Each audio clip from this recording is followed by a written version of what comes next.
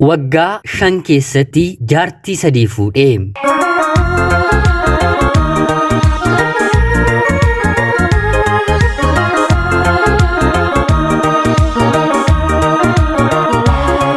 Yeroodhaaf maqaa kiyya himachuun barbaadu kanan dhaladheetti guddadhee Jiituu Magariituu Oromiyaa keessatti barnoota kiyyallee maatii koo bira taa'een hanga kutaa 6ttiin baradhe. Kutaa 6ffaa booddee garuu dargaggoonni garaagaraa anaan butuuf wanta naaf gamsiisaniif abbaan koo lakki dubbiin kun waa biraa keessa nu galchuuf jira jechuun nama umriidhaan waggaa 18 na hangafutti hiriyoota koorraa adda na baasanii na heerumsiisanii. Yeroo sanatti umriin koo waggaa 14 ture. Abbaan manaan kiyya immoo umrii waggaa 32. Fedhii fi wantoota garaagaraan garaagarummaa guddaatu anaaf isa gidduu jira. Maatiin kiyyaa umrii koo waggaa 14 naan jedhani malee yeroo sanatti anumtuu waggaa 14 hin guutu. Haa ta'uutii garuu guutteetti naan jedhanii. Dubartiin waggaa 14 fixxee yoo xiqqaate marsaa laguu ni argiti. Ani garuu yeroon heerumee marsaa laguun beeku. Akkuma kabaja durbummaa kiyyaa abbaan manaan koo fudhatetti marsaa laguu arguun jalqabe. Wanta hedduutiin sobdeeti naan jedha. Fedhiin dhiirri yookiin immoo dhalaan yeroo walqunnamtii saalaa raawwatu qabu ani haga ammaatti illee hin beeku. Miirri qaama kiyyatti dhagahamu hin jiru. Heerumeen mana yaalaa deemeen maali rakkoon koo jedhee yeroon gaafadhu ijoollummaa keetiin waan heerumteefi jedhanii mana yaalaatii naaf deebisu. Kanarratti immoo dabalataan baay'ee na dhukuba. Yeroon abbaa manaa koo waliin ciisu yeroo hundaa wallolleeti jechuun ni danda'ama. Inni dhukkubbii kiyyaaf otoo hin taane miira isaaf qofa dhiphata. Yeroon lakki baay'ee na dhukkubaa jira na dhiisi yeroon jedhuuni lakki ati waanuma anaan hin feeneef na didda malee si dhukkubee miti naan jedha. Maarree gaa'ela akkanaatu gaa'ela ta'aare humna isaatti fayyadamuu yaala. Humnaan baay'ee waan na caaluuf yeroo hundaa hinna gudeeda jechuun hin danda'a. Kanaan maarree umrii waggaa 7 abbaa manaa koo waliin jiraadheen ijoollee 4 dhiira 3 fi dubartii 1 waggaa 7 keessatti godhadhe. Ijoolleen kennaa rabbiidhaatii ijoollee argachuu kootti gaabbiin qabu. Haa ta'uutii garuu gaabbiin koo ani nama kanatti heerumuu koodha. Garaagarummaan umrii hamma kanaa anaaf isa gidduu jiraatus haa ta'uutii garuu amma bifa kiyya nama argeef dubartii umrii isheedhaan jirtu otoo hin taane haadha koollee kan hin hangafu natti fakkaata. Haati koo yeroo hundumaa waa'ee koo ni boossi. Intalli koo akka hiriyoota ishee yookiin barachuu yookiin immoo bakka gaariitti heerumuu otoo dandeessu ija namaa hennee nama kanatti kenninee kunoo gaddatti galle jetti. Abbaan koo yoo jalqabu jecha isaa jala anis ta'e haati koo obboloonni koo jala deebi'uu hin dandeenyu. Kana ta'uu baannaan isin ilmaan koo miti mana kootii bahaa awwaalcha kiyya irratti illee hin argaminaa anis awwaalcha keessan irratti hin argamu jechuun al takkaatti waan guddaa dheekkamsa jabaa nurra buusa.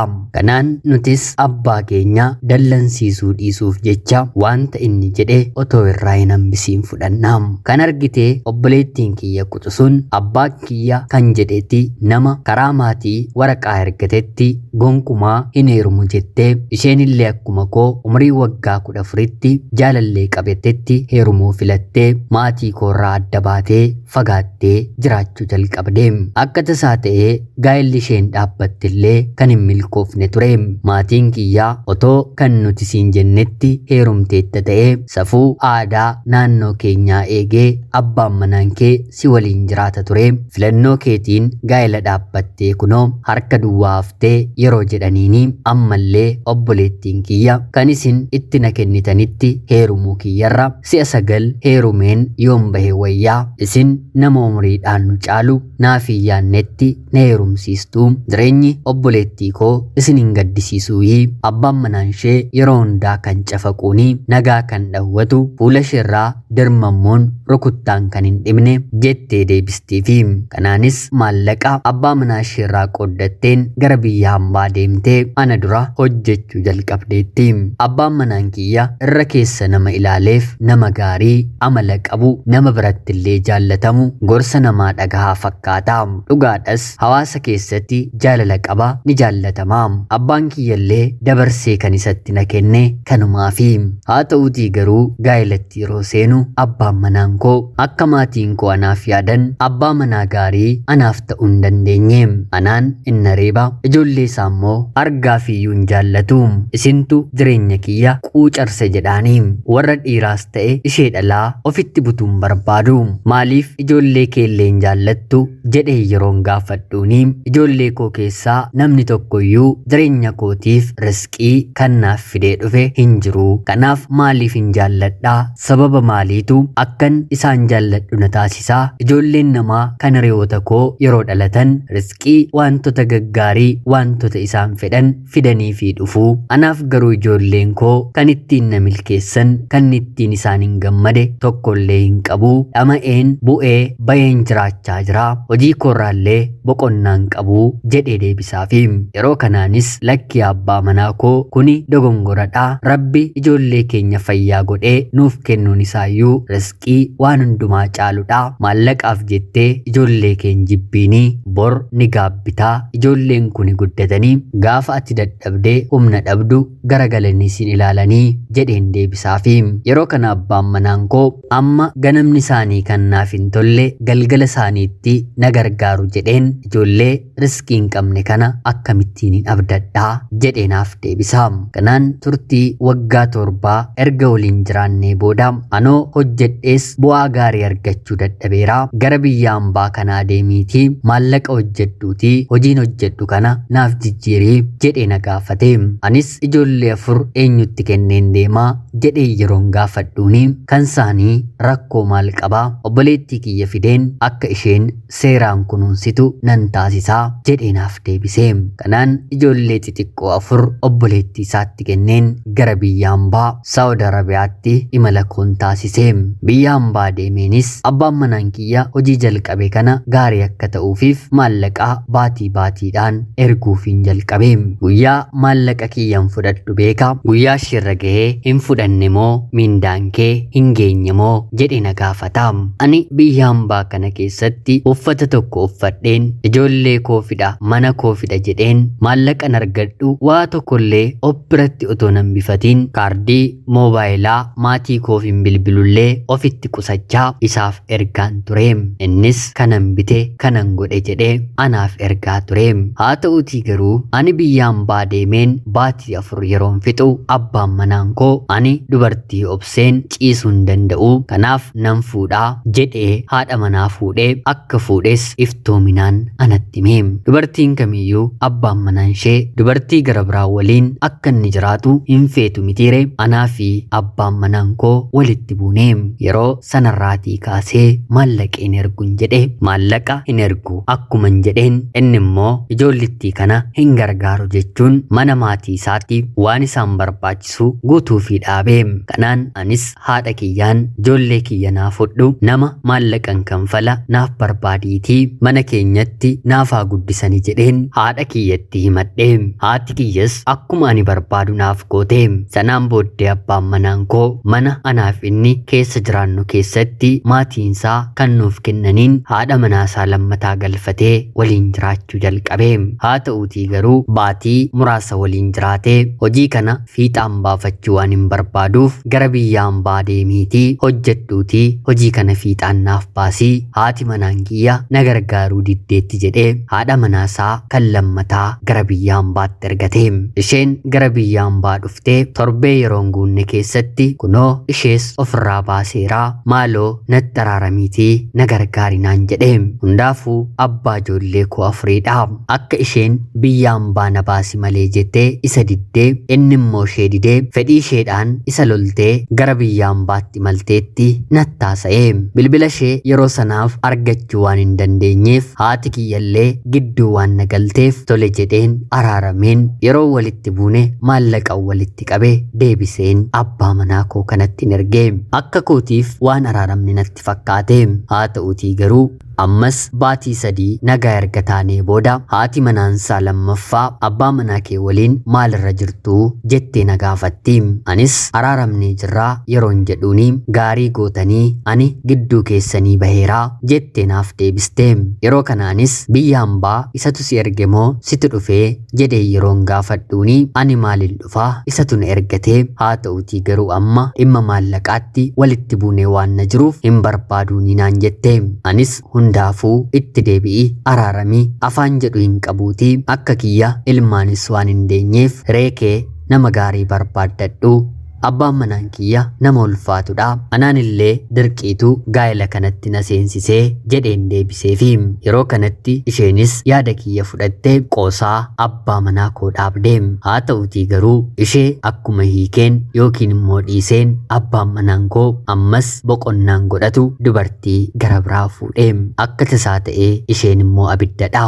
Umriidhaan illee xiqqoo jabduudha. Kana dura si'a 2 heerumteetu otoo ilmaan hin godhatiin gaa'ela ishee diigdeetti. Abbaan manaan koo amaluma anarratti bareen gara haadha manaasaa kanaa yeroo fidu reebdee tumtee mana haadhaaf abbaa isaatii ariisistee firoottan ishee galchattee mana isaa fudhattee baatii muraasa erga jiraattee booda seeraan poolisii waamee humna kiyyaa ol taateetti narraa baasaa mana koonaaf gadhiisisaa jedhee mana isaa gadhiisifatee. Kanattillee amma anaaf inni walitti buunee walirraatii fagaannee. Haa ta'utii garuu yeroo hiikuu fiigee garuma koo dhufaa hin dhaabbanne. Takkaa 2 anarratti fuudhee waa tokko hin baranne. Si'a 3ffaa gaa'ela dhaabbatee. Taluma isaa gaa'ela dhaabbatu anaaf inni walitti buunaa. Anis sin barbaadun jedhaanii. Inni garuu haga gaa'elli suni dhaabbatutti deebii gara biraa anatti hin deebisu. Ishee kana waliin warreen kaanirra yeroo dheeraa umrii waggaa 1f baatii 2 waliin tureera. Haa ta'utii garuu isheen kun isuma waliin otoo jirtuu jaalallee gara biraa qabattee turte. Maallaqa ani ergaafii ture harkaa nyaattee erga fixxee booda harka duwwaatti hambistee sin barbaadu nagaatti jetteenii dhiira jaallattutti heerumtee gaa'ela dhaabbattee waliin jiraachuu jalqabde. Maallaqa kiyya na saamteetti na nyaatteetti jedhee mana seeraatti illee himatee. Haa ta'utii garuu seerri wanta qabatamaa maallaqa haati manaasaa suni nyaattuu ishee ka beeksisu waan na dhabeef bilisaan ishee gadhiisee. Anaaf inni yeroo isheen 3ffaan itti heerumtu walirraatii adda baane. Haga waggaa 1f baatii 2tti gaa'elli sinu diigamuuttis dubbii waliin hin qabnu.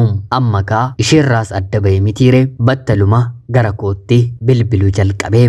Maaloo balleesseera kanaan booddee sin balleessu dhiifama naaf godhi. Rabbiyyuu yoo balleessan lubbuyyuu yoo baasan dhiifama namaaf godha. Siinis ijoollee koos balleesseera dhiifama naaf godhi. Yoo ati dhiifama naaf goote ijoollee koo ofitti fudheen atillee gara biyya keetti deebitee gaa'ela keenya ho'aa akka duriitti waliin jiraannaa. Yoo rabbi nuuf kenne ilmaan dabalataallee horannee gaa'ela gammachuun si jiraachisaa jedhe na gaafate.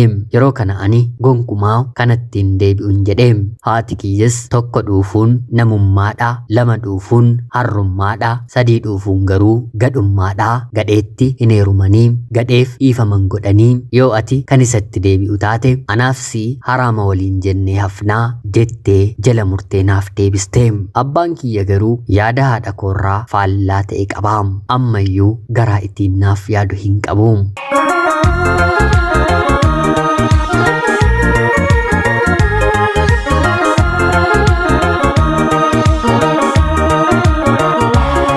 Haati keenya abbaa keenyaaf haadha manaa jalqabaa miti. Akka haati koo lakkooftetti haadha manaa jaaffaa isaatii. Haa ta'utii garuu dafanii ulfaa'uu fi yeroo didan fedhii isaatiin ofirraa hiikaa. Anaan akka tasaa wal barreeti ulfaa'ee fi jennaan kadhatee maatii kootti jaarsa ergatee na fuudhee na waliin jiraachuu eegalee. Anaan booddee dubartii gara biraa hin yaadne hin fuunesii jettee nutti haasofti. Kanaaf abbaan koo dhiitamuu, reebamuu, hubamuu mirga dubartii bakka ittiin qabuu fi ilaalchi har'allee ijoollee durbaaf qabu baay'ee kan nama qaanessudha.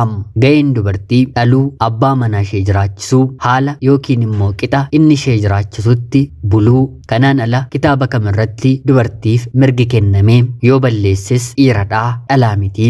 Kan maatii isaa walitti qabuu danda'u dhiiradha malee dhalaa miti. Afaan kee qabadhuutii abbaa manaa keetti deebi'ii. Otoo inni dubartii gara biraa fuudhee gaa'ela gara biraa dhaabbatee gaa'elli suni itti tolee itti ho'ee hin jiraatiinii jedhee waggaa 5 booddee na gorsaa jira. Har'a ergan biyyaan baaba'ee waggaa 6 fixeen jira. Abbaa manaa koo waliin waggaa 7 jiraadhe. Walii galaan waggaa 13 kanan ittiin heerumen jedhame waggaa 14 dubartii umurii waggaa 27ti. Haa ta'uutii garuu nama fuula kiyya ilaaleef gubaan abbaa manaa koo dubartii umurii waggaa 50 na fakkeesseera. Abbaan kiyya ijoollee 4 qabatee dhiira gara biraatti heerumuuf moo kanaan booddee gaa'ela hin fedhu jechuu fi mandara keessatti baalagee taatee maqaa kiyya balleessuu fi kana gochuuf taanaan asnatti hin deebi'iinii achuma biyyaan baakee keessa jiraadhu jedhee jala muree natti meeraam. Haati kiyya immoo akkanaam of qabdee jennaan fuula kee bifa kee duraatti deebi'uu ni dandeessaa. Ati reefu ganna 27 fixaa. Yoo of qabde bilbila abbaa manaa kee bilook ofirraa gootee jireenya gara biraa yoo yaadde dhimmatti gaa'ela gara biraa hin dhaabbannee fi hin qabdu. Innuu waggaa 5 keessatti 3 sirratti fuudheeraa heerumuu dandeessanaan jetti. Dhugaa dubbachuuf mana kontiraataatii baheen hiriyoota koo ijoollee Oromoo waliin galeen hojjechuu kan hin jalqabe waggaa 2 fixeeraa. Kanfaltii gaariis nan qabaam. Haa ta'uutii garuu toora sooshaal miidiyaadhaan waliin haasa'een qaamaan wal argeen dhiirri na waliin ta'uuf fedhii qabu haga ammaatti hin argine. Gariin qaana'ee si'idhamoo akkan suuraa irratti si beeku miti naan jechuun bareedduu akkan taane bifa akkan qabne natti himaam. Hiriyoonni koo waliin hin galullee ati heerumtee jennaan nuuf dhiirri hin barbaachisu akka barbaanne erga taanee booda dhiirri dubartii fuudhu waan hin dhibneef gaa'ela dhaabbanna jedhu. Hedduun isaaniis hiriyoonni koo jireenya hin taane keessa jiraatu. Keessumaa immoo ijoollee Oromoo ta'anii ijoollee Habashaa waliin hariiroo uumanii jennaan maatii ofii gargaaruunis hin jiru. Asuma biyya Arabaa kana keessa gaa'ela torbeen baatiin tokkorraa gara tokkootti ce'aa umrii isaanii kan guban dubartootas dhiirotas hedduutu jira.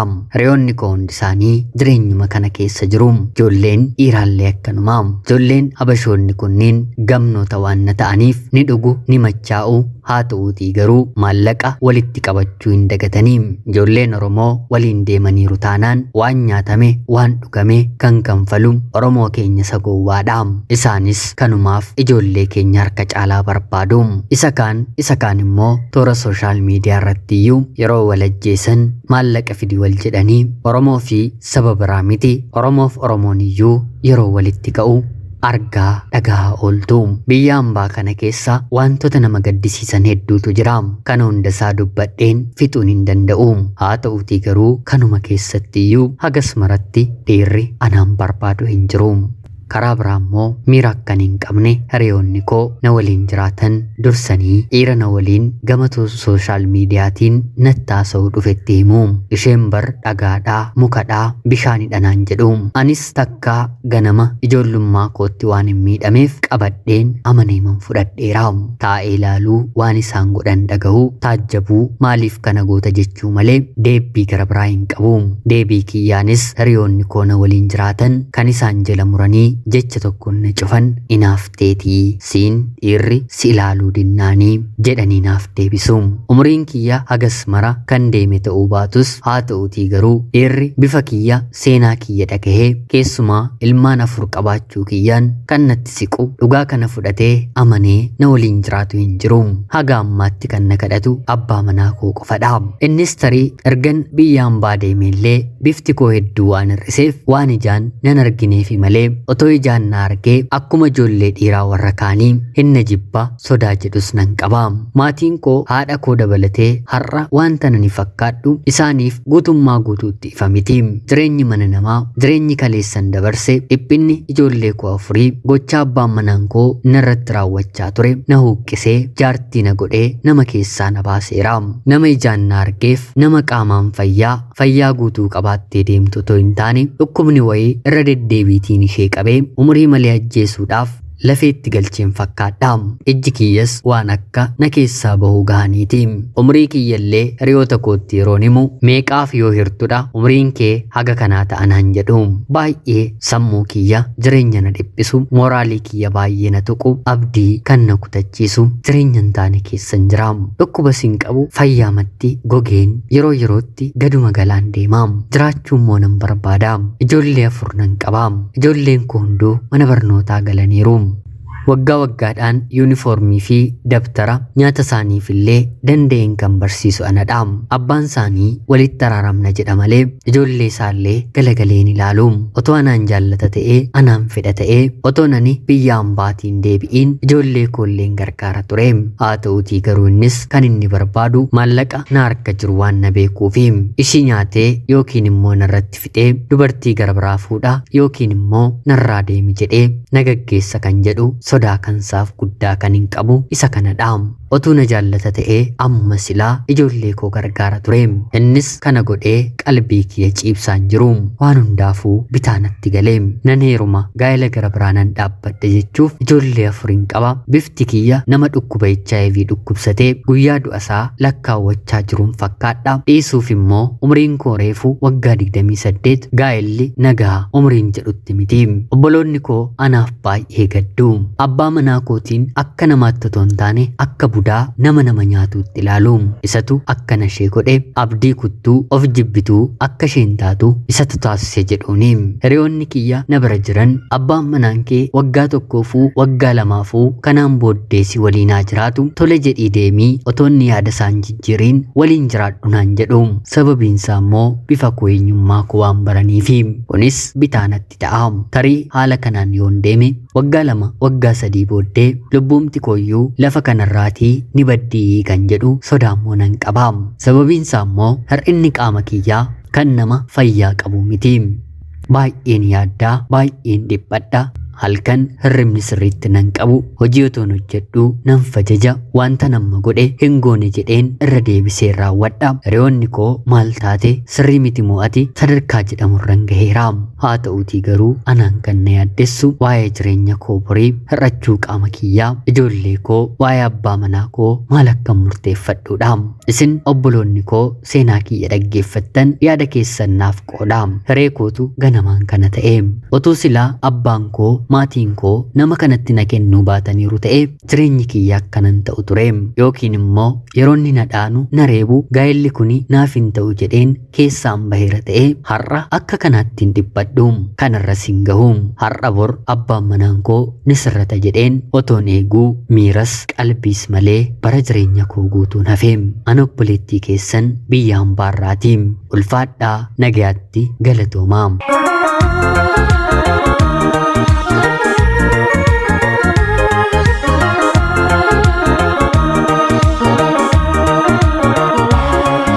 Yooyyaa shamaa akkam jirtu kabajamtootaaf hordoftaa qophii keenya. Nagaaf jaalalli tokkummaan bakka jirtan hundaatti hunda keessaniif yaa ta'u jecha guyyaa har'aallee seenaa gaddisiisaa obboleettiin keenya tokko nuuf ergite isiniif dubbiseen hin ka'a. Akkasin irraa barattanii hubannoo cimaa ta'e tokko irraa argattan homaa shakkii tokko illee hin qabu. Obboleettii keenya seenaa kee kana nuuf qooduu keetiif guddaa galatoomsiin jecha dhaamsi gabaabaa ani garuu siif qabu haala amma barreeffamatti nuuf ergiteen seenaan kee yoo ta'e tarii mana yaalaa deemtee otoo ilaalamtee gaariidha. Dhukkubni tokko otoon beekiin jireenya keenya nutti taphachuu waan na danda'aniif erganni sireetti si galchee yookiin immoo deemuu nyaachuu dhuguu dadhabdee mana yaalaa deemuu keerra amma dafiitii mana yaalaa deemii ilaalami rakkina isa kaan lafa kaa'iitii fayyaa kee irratti xiyyeeffadhu yaada jedhuun siif qaba. Fayyaa kee yoo eeggatte inni kaan yeroo isaa eeggatee akka fedha rabbii yoo ta'e dabareedhaan ni dhufa. Otoon beekiin keessa keenyaa kan nu nyaatu gosa dhukkuboota garaagaraa yookiin immoo boqonnaa sammuu ofiif kennuu dhiisuu ta'uu waan na danda'uuf yoo dandeesse gara biyya keetti galiitii mana yaalaa deemii boqonnaa fudhuu yaada jedhuun siif qaba. Jaalatamtootaaf hordoftoonni qophii keenyaallee yaada keessan qoodaa fi jecha qophiin galgala kanaaf isiniif qabaddeen dhiyaadhe kanuma fakkaatti. Hanga yoonaatti yeroo keessan naaf kennitanii dhaggeeffachaa turuu keessaniitiif guddaa galatoomaa. Laayik, sheerii fi sabiskiraayib gochuullee hin dagatinaa jecha namoonni xalayaa jaallaa seenaa jireenyaa keessan ergachuu barbaaddan karaa telegiraamii karaa lakkoofsa bilbilaa kiyyaa duwwaa 937 38 65 64 yookiin immoo @xalayaa jettanii ergaa keessan qooddachuu ni dandeessu. qopheessuuf qindeessuun isin waliin kanan ture ani Gammachiis Tashoomeedha. Seenaa gara biraatiin guyyaa boreen walitti deebinutti bakka jirtan maraan turtii gaarii horaa bulaa.